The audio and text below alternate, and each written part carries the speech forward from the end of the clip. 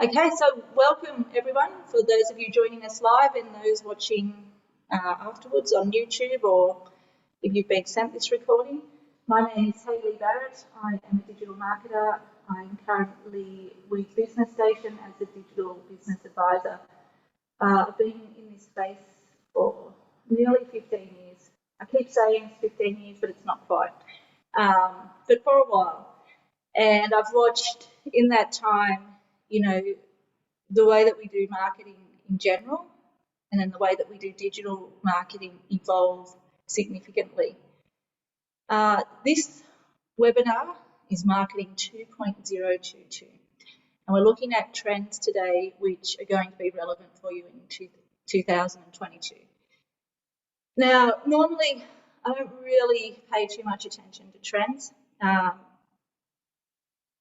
I think that if we get consistent in what we do and do it well, then that's going to have far more impact in our business. But towards the end of last year, I'm just going to be straight up honest with you here, how I've come to put this webinar together. Towards the end of last year, I started to become quite disillusioned with the digital space, the digital world. Looking at the different platforms that we use daily as a consumer and also as a business. So we know the ones I'm talking about, social platforms, the way that they have created these platforms and put certain limitations around the way that we can build our community, build our audiences, and connect with our customers through these platforms. I started to explore different ways that we can actually build our business and do our business well without the stress, the time, the overwhelm of trying to understand platforms that we're just never going to understand. And as a digital business advisor and someone who uses these platforms daily, one of the frustrations that I have, and again, I'll just be really transparent with you, is that we don't really have any idea what we're doing. Now, there's some out there that spend a lot of time navigating these systems and trying to figure out how they work, how their reach works, how their advertising platforms work, all of these things. But really, for most of us, most lay people, I suppose, who don't have the time because they've got a business that they're trying to build, we just don't know how to figure this out. And so much, out of all the clients I've seen, one of the biggest points of grief is having no idea how to use Facebook, quite simply. So from my point of view, it's like there has to be another way. There's got to be a way that we can take a bit of control back, actually start marketing in a way that is generating results, real results, getting our business growing. So that's where I've landed here today. Also, I should let you know, I also have the same amount of time that I've been in the digital marketing space, I've been designing websites as well. So I'm always looking at ways to get better engagement on a website and better conversion as well. And that's how we've got here. All of these things have led to this moment right here and now. So this webinar today, we're going to look really high level at these 5 different trends, how you can use them, apply them in your business, and stop worrying about all these other platforms that just take up so much time and headspace. And well, not stop worrying about them, use them accordingly. But we'll get into that. So we're going to look at these high level, and then I'm going to take each of these 5 points and run separate webinars where we drill down into detail into what these actually are. And they'll be run over the course of the next few weeks as well. So let's get into it. The first thing I want to say is everything that you have probably been taught or that you know about digital marketing, we're going to turn that on its head today. So we've heard for so long, content is king, video is king. Today I want to put forth a new idea that simplicity is king. Now, what I mean by that is, again, and I'm not dismissing these platforms at all, they certainly have their place, but we are just bombarded We're bombarded with content. We're bombarded with different ideas all the time. We've got Facebook, we've got Instagram, we've got LinkedIn, we've got TikTok, there's multiple different social platforms out there that you can be on and are told that you should be on. Within those platforms, Instagram, we've got Instagram Reels, Instagram Stories, Instagram Grid, Instagram Live, I think it is now. Within Facebook, we've got Facebook profile, Facebook pages, Facebook stories, Facebook groups, Facebook events. There's so much you can understand how, as a business owner who has such limited time in the first place, looks at this and goes, I just don't know where to start, and I don't know how I'm ever going to master this. So I feel like we need to strip this away a little bit. And as I'm talking from a business point of view and also as a consumer as well, how we consume content. We can spend so much time on these platforms just scrolling passively. And from a business point of view, this is what I've also started looking at. And I've been looking at it for a while, but I think I put a different lens on it in the last few months of last year.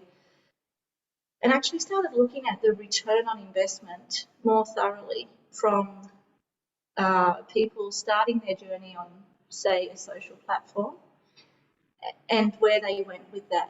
And the return on investment was a lot lower than anticipated, really. So it's like, okay, are we really getting bang for buck out of the amount of time? And for those who have hired external parties or employed staff to take care of this, also money. So are we getting the bang for buck out of that? And I don't know about you, but also as a consumer, like I spent a few weeks off social media over the Christmas period. It was really, really lovely. It's really nice not to have that sitting there all the time and just, as I said, passively engaging with it. And when we engage passively, we're not acting on that. We're just taking in the content and moving on to the next piece. So I want to go, okay, how can we incorporate social media into our marketing mix, but it's not the be-all and end-all? Now, I'm probably repeating myself a little bit here, so bear with me. I just really want to get my point across, what I'm hoping to achieve here. So, sorry, just have to go to my notes. Okay, so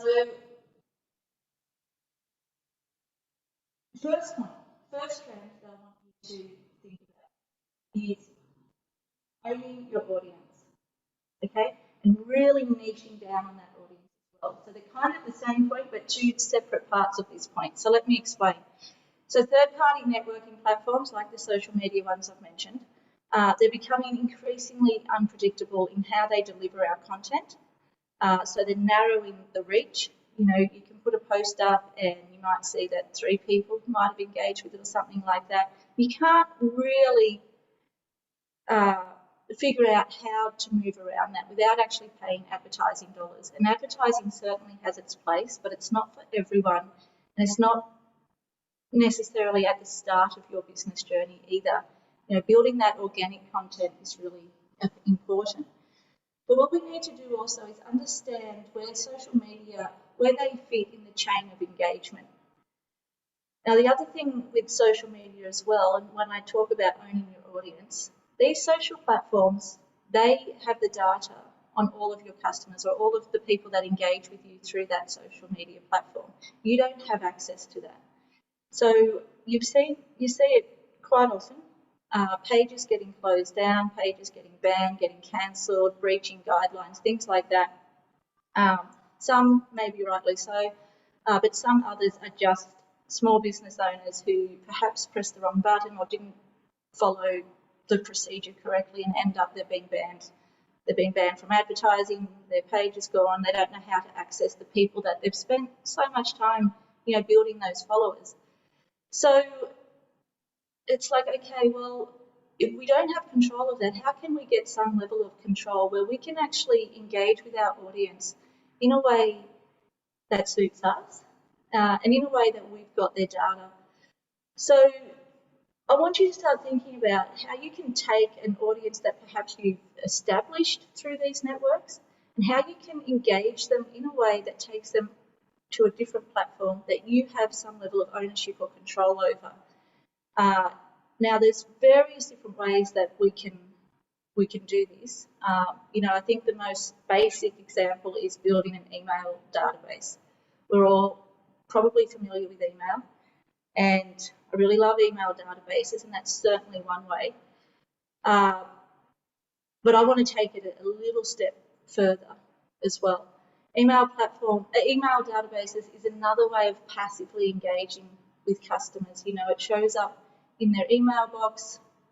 They can and cannot click on it. You don't really have any control over that as well. You're just hoping that you've got a subject line that appeals to them, that they might want to open it, or that you've engaged enough with them that they like and trust you and want to open it as well.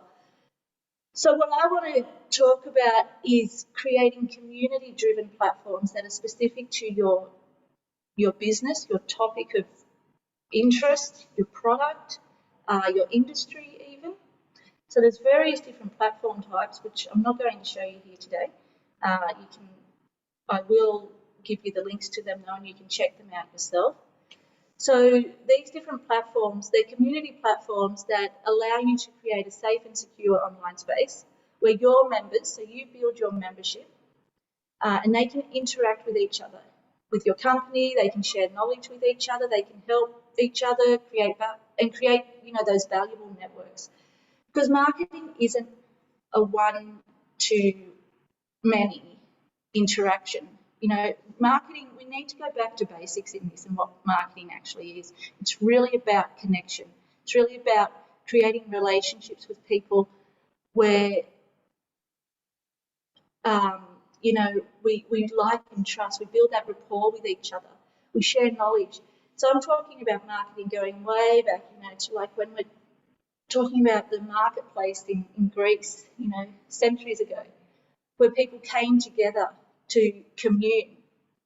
That's what those marketplaces are. And I'd like to go right back to that methodology, building this sense of real community, where it's not just selling products, it's not just selling a service, it's really enriching people's life through the business that you do. So I want you to think about how that you can apply that. Now, and again, remember, I don't want you to be overwhelmed by this. I want you to start thinking, well, we're going to create something here. If we spend our time doing this and building this, this is going to give us a return on investment. That same amount of time spent trying to figure out algorithms and things elsewhere is probably not generating for you. So we're talking about how we spend our time, how we direct it in a way that's really about building our business online. Okay, so some different community platforms that you can utilise to do this, to get you started. Just a couple off the top of my head is Circles. It's a great community platform. Tribe is another one as well. These all might, they have free trials. And I'm not affiliated with any of these either. These are just ones that I've tested myself. You can get a free trial, you can test it out and see how it applies to you. But before you start building a community platform, we need to go back a step further. And this is where we go back to basics again. We need to know our brand. Anyone who's watched any of my online stuff before will know I talk about this, endlessly. You've got to know your brand and you've got to know your audience. You need to know who you're talking to and you need to know what they want. So before trialing any technology, these are the cornerstones that you need to have. So have a look at these platforms, but if you haven't already worked on understanding your brand and understanding who your audience are, then go and start there first. Okay. Feel free to jump in with any questions if I haven't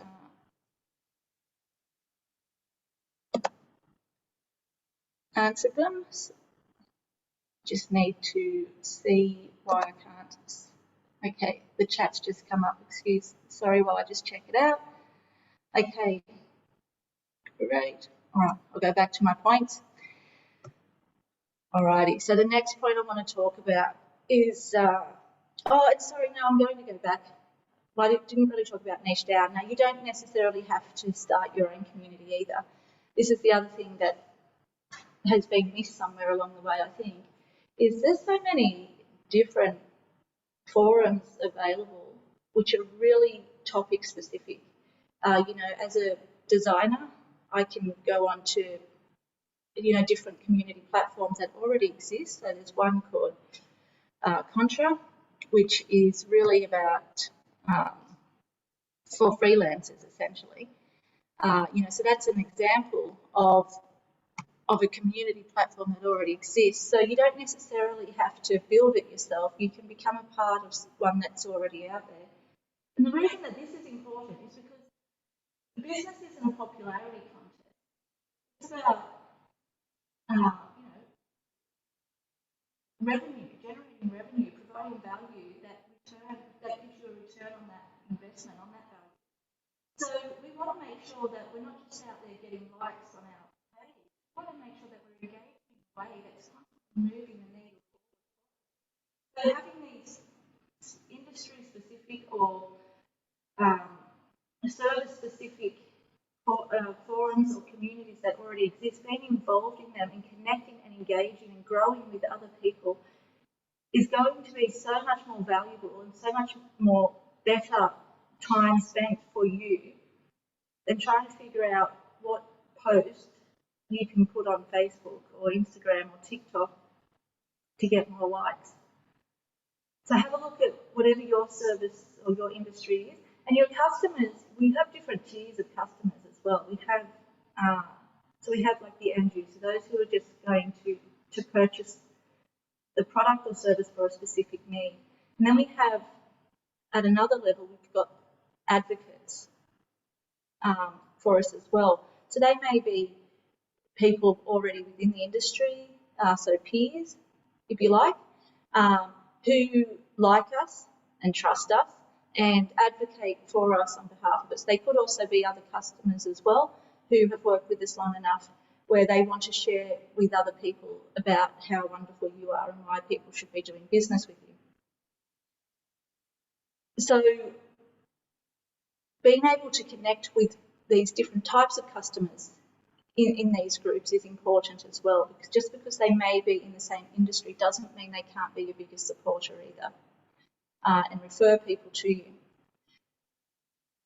So that leads to my next point.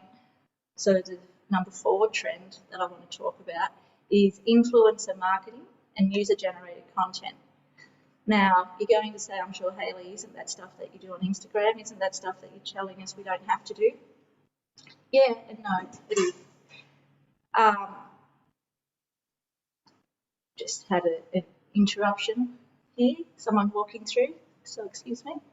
So yes, it is. Influencer marketing is renowned with those social media platforms.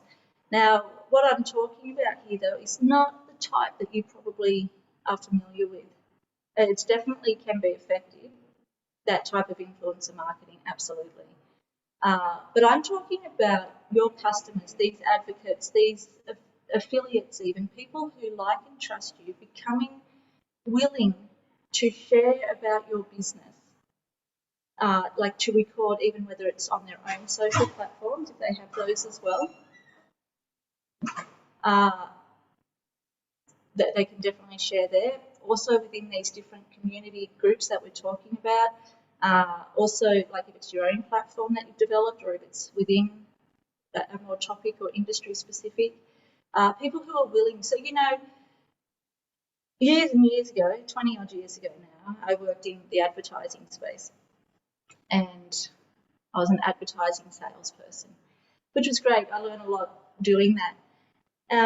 And we really were in a cold calling time. That's how you reached out to potential customers. You'd pick up the phone and you'd call them and ask if they wanted to buy advertising. Now, of course, we had different tactics. We didn't just ask if they wanted to buy advertising, but essentially that was what we were doing. Now, I don't know the stats off the top of my head. I used to know them, but it was a high number. I'm probably talking 85% of people you called would tell you that word of mouth was their greatest form of advertising. And I want to take that same philosophy and apply it here. Word of mouth is still such a powerful form of advertising, of marketing, of getting people to like and trust you. And we need to take that and apply it in the digital space. So how do we create and generate that word of mouth? We've moved from a day where we still have opportunities to talk to people in the street. But, we're in a more and more online world now. So we're building connections in this online world. How do we encourage people to want to talk about us? The way that we do that is we obviously provide amazing value to them in the first place. So we're providing the service or the product or the customer service, all of those things that add value to their life in some way. Business obviously is, a part of it is creating revenue to create lifestyles for ourselves, but a part of it also is, creating that positive impact for our customers. So when we do that, they're more and more inclined to want to shout from the rooftops how amazing this service is, or this business is, or this person is, how they made them feel. Because, what's that quote? People don't remember what you said to them, they remember how you made them feel. And it's so true. That's the very thing, that people do remember how you make them feel. And if you make them feel amazing, they're going to share it. If you don't make them feel amazing, they'll probably share that too. So that's an aside. We're all positive here today. So how do you get these people to become influencers for you? How do you get them to share about your business? So different things you can do, and again, this is really high level, so we will drill down into this further in future webinars, but just for the sake of this, your influencers can be your everyday people, your everyday customers, so remember that. Asking to do video reviews for you, so even just with the smartphone, I hold up my hand, but I don't have a smartphone in it. But you know what I mean, with a smartphone, you don't need amazing technology to be able to do this. Just a simple little, hey, do you mind if I record you talking about the business or whatever? Getting them to share it, maybe offering free products or things like that, so they can, for your customers, your loyal customers, getting them to keep coming, to keep engaging with you, but then sharing that with others as well. So offering that free product in return for, are you okay to share this with your community? And that could be on social media. So remember, I'm not dismissing the benefit of social media. It definitely has its place in the chain of engagement, and your customers can definitely be sharing in that space as well. So another amazing thing about this, and I think the travel business does this so well. I don't even know if they know that they do this well. And for those of you who said that you're in travel, that are here live today.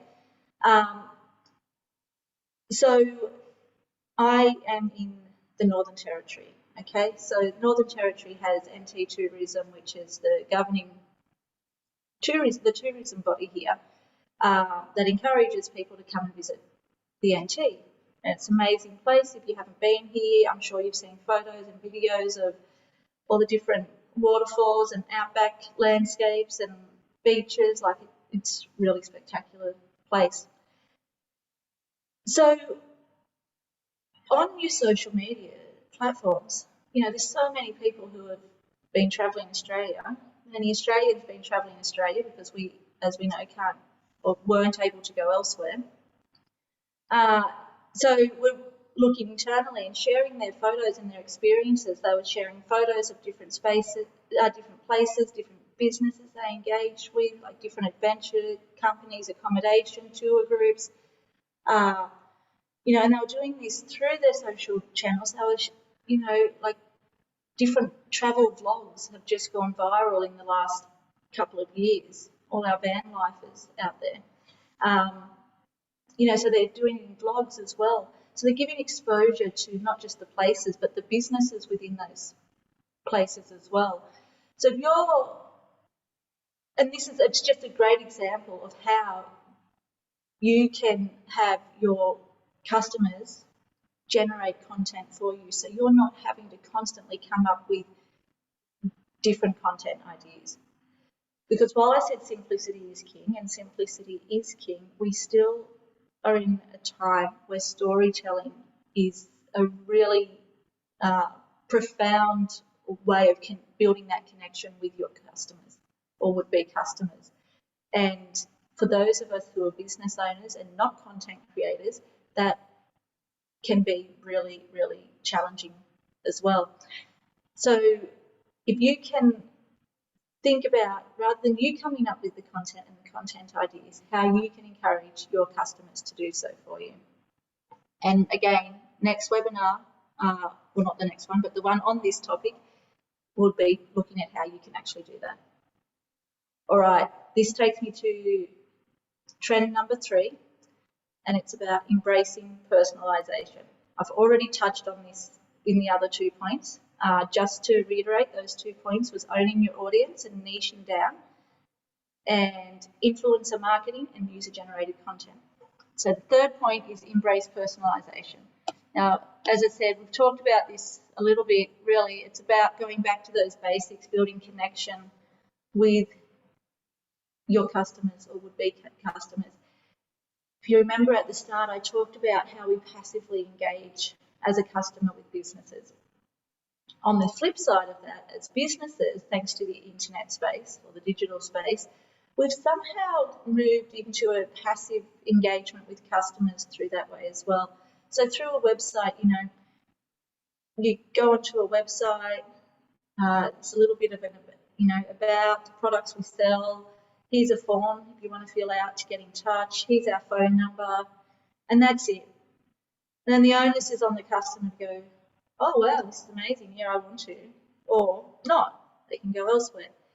Now, personalization, I'm going to go into these points a little bit more in detail on some of the other trends that I'm talking about. But personalization is what builds that connection. So if you've got a bricks and mortar store, you think about if you had a customer coming into that store and you didn't interact with them at all. They just walked in, there was no one there to serve them, there was a form on the desk that said, if you want to buy anything or if you want help with anything, just fill this form out and someone will get back to you. Just imagine how many customers you would lose. So I want to start reshaping the way that we think about online to turning it from a passive engagement or a passive interaction to an active interaction. And that is all about personalization. So greeting your customers with the same enthusiasm and excitement and welcome that you would expect in real life. So how do we do that? So personalization, it's really about getting real with people. This is what I'm going to talk about, the technology and a couple of other points, but what I want to talk about more is the psychology in this trend. So it's really about being real with your customers, whether that's sharing personal information, not necessarily, you don't need to expose your whole life online. I'm not talking about that, but thinking about how you would greet people in real life, how you would interact with people in real life, and just applying that to the interactions you have with your customers through online. So whether it's through the website, if you do have an email database, how you're talking to them through that channel. On your social media, if you're doing that as well, having that two-way engagement. Now this is getting a little bit, I'm feeling overwhelmed sharing this. You can do this definitely through the social media channels, but I want you to start thinking about doing this in a way that's not necessarily, it's not based on being entirely 100% of your time on social media. How you can take this personalization into other spaces that are more directed to growing your business. So that's where we talk about like the emails, as I said, because you get to own your audience list, your data through there, having those community platforms as well. Even if you're doing things like online events like this, a webinar or a workshop or a summit or something like that, being real through the way that you interact with people on video, that's really important as well. Please feel free to jump in with any questions if you want me to talk more about any points that I'm touching on here. So that's a little bit about, what being personal is. But let's go to the next trend. So I think we're on number, how many trends have I got here? I think I've 1, 2, 3. I've actually got 6. How about that? I said 5, but you get a bonus one. But this is really an extension of the personalization one. So it's conversational marketing. All right, so these things, they're trends because they actually have been around for a little while. And more businesses are taking them up or applying them, and the technology is now there to support it as well. And I can just, it just works. It makes sense. I just feel like the more that I explored this, I was just like, wow, it's just so simple. It's basic marketing 101. It's basic being a human, really. People like to do business with people. People like to connect with people. People like to be friends with like-minded people. People like, it's just like, how do we show up in the world? We need to take that and put it online. So conversational marketing is the extension of the personalization, but it's the technology, I suppose, to support that. So there's different ways that you can do this. So I'm sure if you jump on so as I work in this space, I'm constantly exploring different websites, different types of software, apps, things like that. Now, these are the businesses that actually do it really well. So you can jump on and have a look at any one of these and you'll see exactly what I'm talking about. Like HubSpot, for example, which is a CRM, they do it really well. So they're interactive with their customers from the moment they get on there, and that's through things like live chat or chatbots. It's another way. So they're talking to you when you're on the website.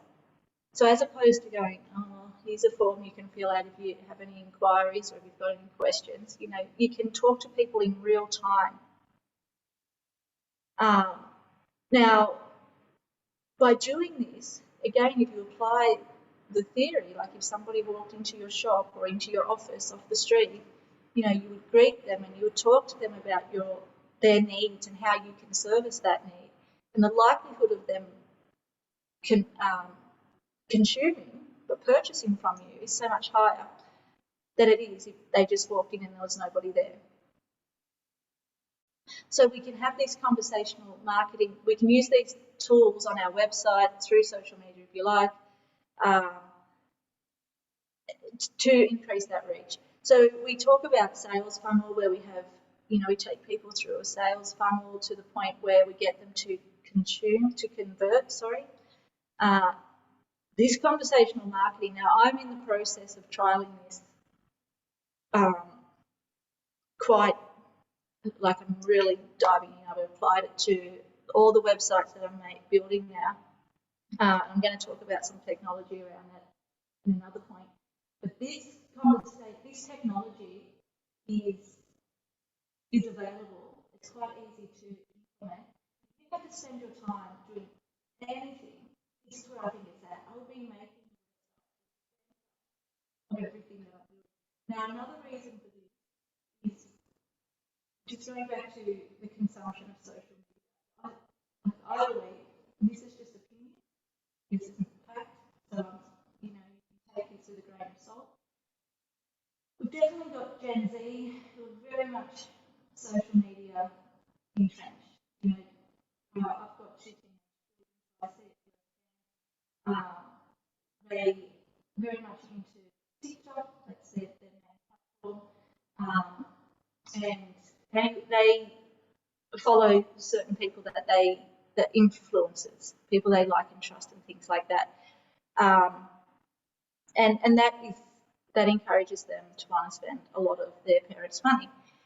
So they're a generation that the way that we market to them is really, really heavy reliant on social media platforms. But we have additional generations, so millennials, Gen Xers onwards, who I believe, this is my opinion, are kind of a little bit tired of the social media platforms, of spending their days scrolling, of kind of being, addicted to their screens, in a sense.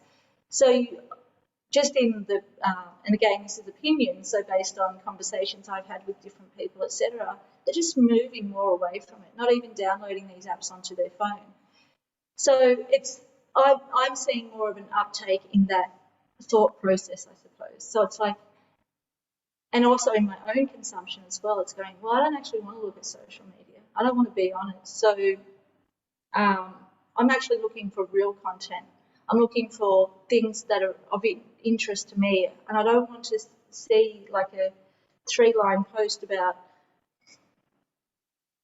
I don't know, financial news, things like that. I actually want the real research and things, like I want to get deep down into it.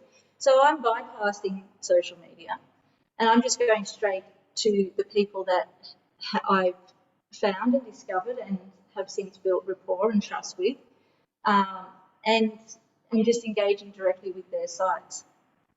So this further reinforces, I suppose, what I'm here to talk about today, is that I am seeing a growth in this. And again, no data to support it, it's just opinion and observation. But this is why I think making your website a place that people want to engage and interact with, building perhaps that community platform around it as well. So you're building that community, building a safe place for people to hang out, talking about things that they want to talk about. So vitally important, and that's where this conversational marketing lends itself. Now, that being said, the next point, so the next trend I want to talk about is, I didn't think that I would get an hour out of this content, to be honest with you, and I just looked at the time and we're 45 minutes in already, so that's crazy. The next trend I want to talk about is something that I have been a little bit passionate about, I suppose, since I've been making websites. And you remember I said before how the way that websites are built are very passive. It's, there's no engagement really. I've known this for so long, but the technology hasn't really been there to support so much up until the last couple of years, to support what my next trend is, which is hybrid shopping experiences. So making online shopping more human, which is a real culmination of every other point that I've made, every other trend. You can see it's all leaning to the same place. Now, how do we create hybrid shopping experiences? So it's, as I said, taking that real life experience and making it happen online as well. There's so much data out there, which I haven't included in this webinar because, stats can be pretty dry and boring to people. But there's so much data out there that supports the growth in online shopping since the start of 2020. And we all know why that has been, but can't really see a downturn in that. People are enjoying that experience. It's quite, relatively easy to do. So making those hybrid shopping experiences is, in my thoughts, a way that your website, so if you've got a little, and no, I don't say this with any disrespect, a little business in a little corner of the world, and you've got all these big guys out there, and you're thinking, I don't even know how to stand out next to these guys. I don't know why people would come to me. People are more and more looking to move away from those big businesses and looking for those grassroots businesses. So don't be alarmed with that. There's data to support that as well, especially with so many businesses being hurt in the last couple of years. People are so willing to support them, and if they can build that connection with them online, find them and have an experience with them online, that is delightful, then they're going to keep on supporting them. So how do you make it delightful? So what we're talking about here is, with a hybrid shopping experience, it's the convergence of physical and online shopping. All right, so there's different ways we can do this, and there is different technology to support it. So it's utilising what I talked about, the conversational marketing. So having live chat or chat options on your website. Now, chatbots, they definitely have their place. I really think that they do, and if set up properly, and they can, it's AI supported technology or AI driven technology that creates this. But people know they're not really engaging with the person, but they still definitely. Live chat is another great option. Now, I love technology, I really do, but I also really want the human put in here. So if I was looking to employ staff, thinking, how do I grow my business? I need staff. What staff do I need? I would be having someone that was available during opening hours. Obviously, you don't want someone at 3 a.m. in the morning. But during opening hours, who is there to engage with your customers on your website through the means of live chat. So it could be like a virtual sales assistant, virtual stylist if you're in retail, virtual travel agent if you're in travel, maybe a virtual bookkeeper if that's the business that you're in, answering questions that really just condense and streamline the sales funnel. Anyone as soon as someone starts engaging with you, the likelihood of them to buy just is exponential. So that's, as I said, if I had to employ a party, where do I want business?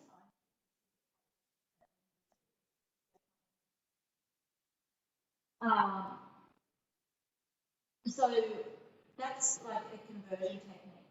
So it's one-to-one virtual shopping, live product advice and recommendations, all of those kind of things. Another tool is using videos, shoppable videos. So this is going to take a little bit of time. There's some content creation required in this, in making the videos. But rather, again, than spending time trying to come up with content pieces that no one's going to engage with on social, spending time making videos. So let's just use fashion as an example because it's easy. Instead of just having, here's a static image of a top or a shirt that you can buy. Here's a video, someone trying it on, talking about the fit, the feel, talking about how, bringing the senses to life, basically.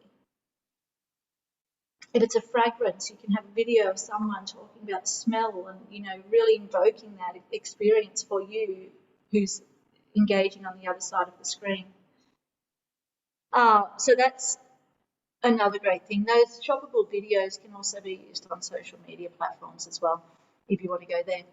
The other technique is virtual clienteling. So keeping in touch, using those other methods like personalization, conversational marketing, keeping in touch via text. Text is a big one. Not promotional or sales text, not talking that. I'm talking about real life. Hey, thanks for shopping with us. Hope you have a great experience. Here's some recommendations. If you want, if you need to return anything, just keeping the conversation real through text. People actually respond to that. And again, it's with people getting more and more responsive to it, they feel like they're being seen as a person rather than just being sold to or just being a number. So, yeah, definitely include that as well. So hybrid shopping experience, keep that one. That is probably my number one. I would say that's my number one trend. I think this is where I will definitely be spending most of my time and energy is in building websites that incorporate this. And I'll watch the data myself. I'll watch it grow. and let you know. I'll come back to you in 12 months' time and tell you the results of what I'm talking about here, and we'll see if this trend is actually going to take off like I think it is. So as I said, I had 6 instead of my 5. So here's my bonus one that I want to talk about, and it is a little bit more in line with using social media, but I think this is something that is kind of cool and kind of useful, and it's about Pinterest. So there's so many businesses really interesting that don't use Pinterest.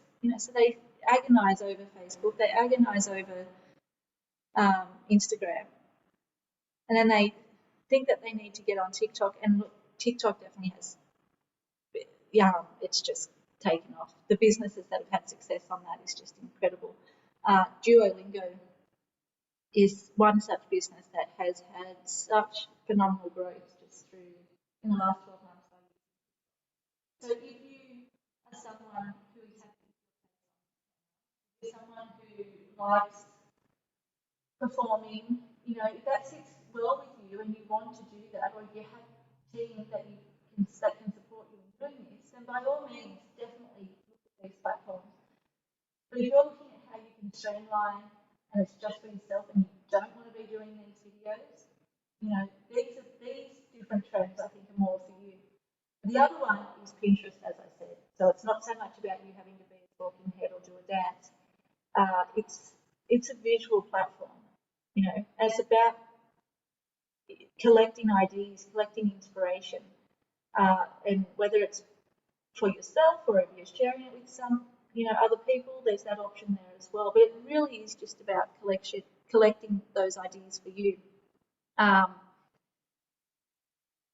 And from a business perspective, it's been so underutilized. But one of the things that they've brought out is what they call Pinterest Lens. Now, there's also Google Lens as well, which does this, but I really like the Pinterest Lens one. So what it does, it allows you to discover and shop ideas and products. And the way that it does that is you can take a photo. So on your phone app, if you've got Pinterest on your phone, you can take, as a customer, a photo of a product. So let's say I've got a coffee cup sitting in front of me. I take a photo of this coffee cup.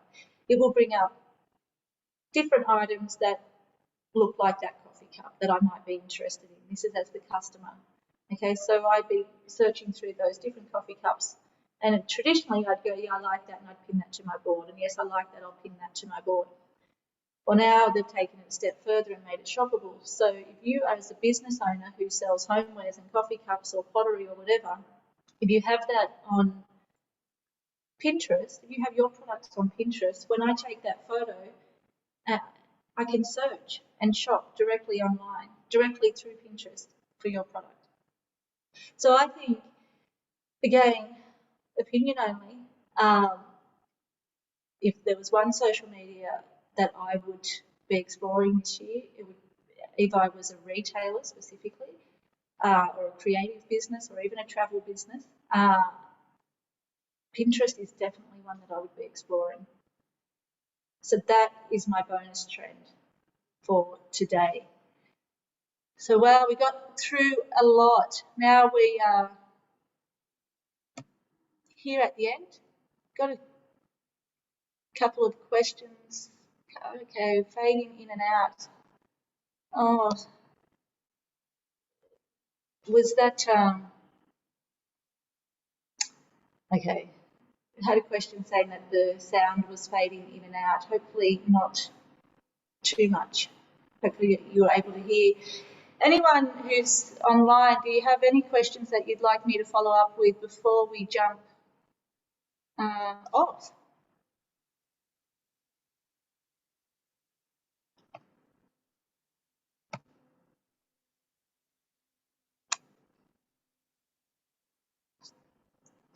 One of the things with technology is that it doesn't always work. Got my microphone sitting right next to me here.